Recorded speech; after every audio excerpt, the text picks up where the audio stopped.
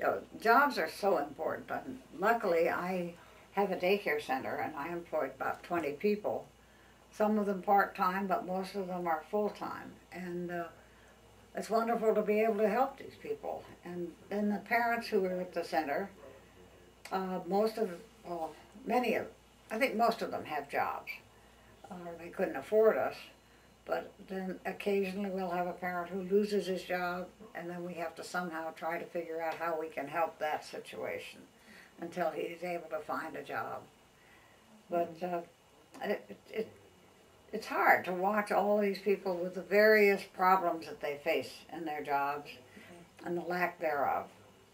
And so my staff feels pretty lucky, I think, to have a job, and it's consistent and reliable, and they can count on it. Any of you have that kind of thing? I just came back from Illinois. I went out for a family wedding, and I was surprised that there are great nieces whose husbands have been out of work a good while there. And we live close to Washington, where it's a little different story. You can usually find something to do here.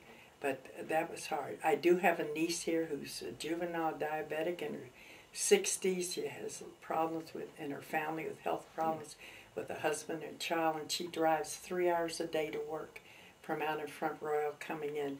That's a terrible, terrible ordeal for someone who's not in good health herself.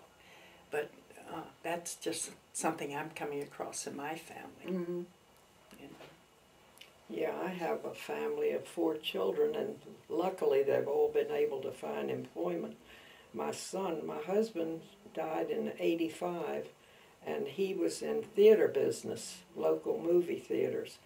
And after that, we got liquidation of that company, and so my son he had worked in the company, and so he couldn't get a job in that business for a number of years.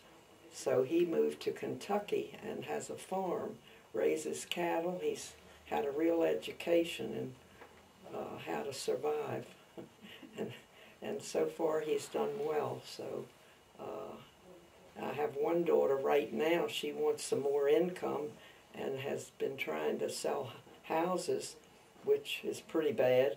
And so she now told me last week that she took a job to sell mattresses in one of these companies. Every other block, I think, has a company with selling mattresses. But they're willing to work and try to find something to help them survive. I've been very blessed. I have 7 children who are obviously grown and have done very well, fortunately. But sometimes they come over, and I like to have the group around the table, and we get into, on purpose, we get into these great arguments. And one of the topics of conversation is, why don't we have jobs for people in this country? Why do we have to see our jobs going overseas? And there are even things you see on television that are supposed to be funny ads, where somebody is talking to someone overseas who is supposed to really be somebody that is going to help them, and they don't even speak English.